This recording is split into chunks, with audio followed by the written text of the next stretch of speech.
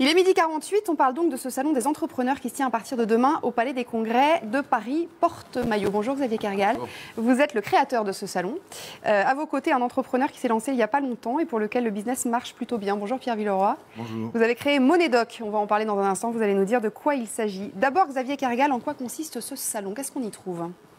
C'est le plus grand rassemblement d'entrepreneurs, parce que c'est 60 000. C'est un peu le salon de l'agriculture pour les entrepreneurs. 60 000 visiteurs.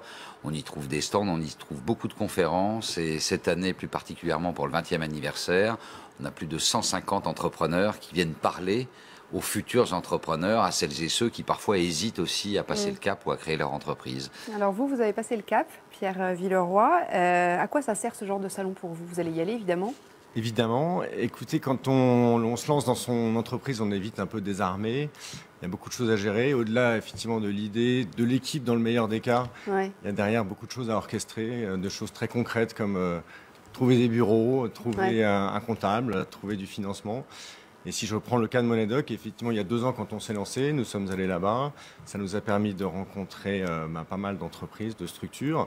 Grâce à ça, on a pu être incubés au départ de notre aventure. Pour le financement, on avait rencontré Oseo. C'est assez compliqué, Oseo, donc il faut bien comprendre. Et suite à cela, on a notamment une subvention qui nous a bien aidés au début. Et qui vous a permis, qui vous a mis le pied à l'étrier, quoi. Exactement. Que vous demandent c'est des jeunes entrepreneurs surtout que vous voyez ou pas au salon? Oui, alors des jeunes, pas forcément en âge. Non, mais en tout cas des jeunes, récents, des entrepreneurs entreprises récents. Nouvellement créées. Et ce que je vous disais tout à l'heure, souvent des salariés, des employés qui hésitent à passer le cap. Donc c'est très important qu'ils soient accompagnés. C'est très important, le problème de l'entrepreneur au début, c'est qu'il se croit seul. Donc c'est de montrer qu'on a un espèce de bain de jouvence. Moi j'ai coutume de dire c'est la plus grande thalasso de l'entrepreneuriat. Et c'est vrai que ça peut vous donner des ailes pour passer à l'acte et transformer votre idée et votre projet en entreprise. Alors justement, on en est où de la création d'entreprise en France? Est-ce qu'on se lance? J'ai vu une enquête, c'est vous d'ailleurs qui l'avez commandée. Un Français sur 3 souhaite créer ou reprendre une entreprise. C'est énorme. C'est énorme, c'est très impressionnant. On retrouve des scores de 2002, c'est vous dire. Donc il y a une ambiance très positive. La crise y est aussi peut-être pour quelque chose, parce que certains peuvent avoir comme seule solution pour créer son propre emploi la création d'entreprise. C'est 15 millions de Français. 15 millions de Français. Vous intégrez les auto-entrepreneurs là-dedans? Alors, dans les 15 millions, il y a une part de rêve, bien évidemment. Mais on a fouillé, on est allé un peu plus loin. Et quand on demande, est-ce que vous avez un projet précis, est-ce que vous voulez passer à l'acte rapidement, c'est 2,5 millions de Français qui disent oui, je vais y aller, je vais y aller. Donc, il y a les auto-entrepreneurs, bien évidemment. Et quand on regarde les chiffres de 2012, il y a eu 550 000 créations en 2012. Je rappelle juste qu'il y a 20 ans, en 92, c'était 170 000 créations. Alors on va dire, oui, mais les auto-entrepreneurs, est-ce que ce sont des vrais, des faux? Il y en a, c'est des compléments de revenus, parce que vous êtes salarié, vous pouvez effectivement, jeune retraité, étudiant, mais il y en a quand même 30% pour qui c'est le pied à l'étrier pour aller plus loin. Mais ça veut dire que ce sont des gens qui sont prêts à prendre le risque. Vous, Pierre, par exemple, vous étiez salarié avant, ça se passait bien, vous aviez un boulot... Alors oui et non, parce qu'en fait, moi j'ai eu la chance j'avais le statut de salarié, mais j'avais participé à une première expérience entrepreneuriale qui avait très bien marché.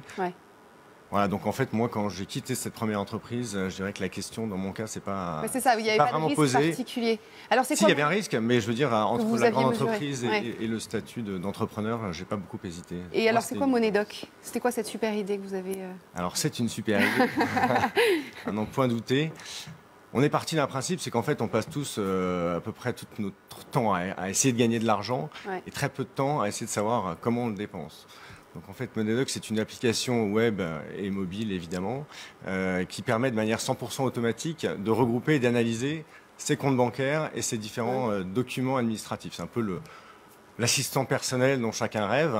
Donc quelques cas d'usage, vous avez compte de monsieur, compte de madame. Grâce à Monedoc, vous allez pouvoir sur un seul espace retrouver toutes ces opérations synchronisées automatiquement avec votre banque. Sécurisé évidemment, parce que quand on parle de coordonnées bancaires, toutes les opérations sont automatiquement analysées, catégorisées, représentées de manière graphique. Les opérations bancaires sont automatiquement associées aux documents de type facture. Donc vous allez voir votre prélèvement téléphone et votre facture en face. C'est gratuit? Alors pour l'instant, c'est gratuit. Pour l'instant, c'est gratuit. Pour l'instant, c'est gratuit. Vous vous êtes senti suffisamment épaulé quand vous avez monté Monedoc ou pas? Alors, on a beaucoup parlé des pigeons récemment. Effectivement, en tant qu'entrepreneur, j'ai adhéré à ce mouvement. Il faut quand même voir l'autre côté de la médaille. C'est vrai qu'en France, on est quand même assez bien épaulé. Il y a beaucoup de choses. Il y a peut-être trop de choses entre les structures effectivement d'incubation dont je parlais, entre le financement public, les concours. Donc il y a énormément de choses. Il faut savoir faire le tri là-dedans, s'y retrouver. C'est pas forcément évident. Voilà, après, il y a le coût du travail qui est un vrai sujet en France. C'est un vrai problème. Ouais. Mais je trouve que voilà, on a beaucoup parlé des pigeons, donc il faut rétablir un peu le tir pour dire qu'il y a quand même beaucoup de choses qui sont faites aussi pour les entrepreneurs en amont. Xavier Kergal, vous êtes d'accord avec cette analyse? Le coût du travail. Vous voulez créer 300 000 emplois dans ce pays en 6 mois, en un an? C'est très simple. Il suffit de réinstaurer, on pousse cette mesure auprès de plein de ministres, de réinstaurer une mesure d'il y a 15 ans qui avait été conservée par le gouvernement Jospin, qui est de dire, vous ne pouvez pas demander à une petite boîte qui démarre d'avoir les mêmes charges et le même sac à dos que le CAC 40 ou que Total.